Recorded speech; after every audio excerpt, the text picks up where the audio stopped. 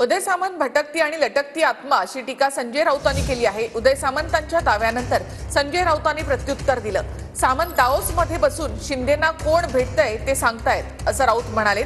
मुख्यमंत्र्यांनी सामंतांना दाओसमधून परत पाठवून द्यावं असं राऊतांनी म्हटलं आहे।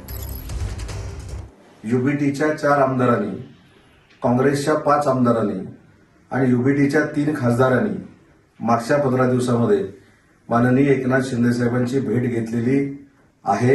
याचा रेकॉर्ड देखील आहे। जवळजवळ 10 माजी आमदार युबीटीचे हे माननीय एकनाथ शिंदे साहेबांच्या संपर्कात आहेत।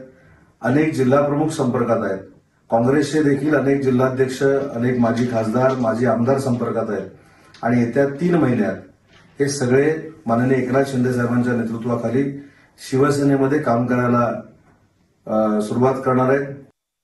दाओसमध्ये बसून काय गुंतवणूक झाली, काय होत आहे महाराष्ट्रात, देशामध्ये काय मिळत आहे हे सांगण्यापेक्षा एकनाथ शिंदेना कोण भेटलं, 3 खासदार भेटले, 10 आमदार भेटले, मग काँग्रेसचे 5 भेटले, ही गुंतवणूक करतायत तिथे बसून।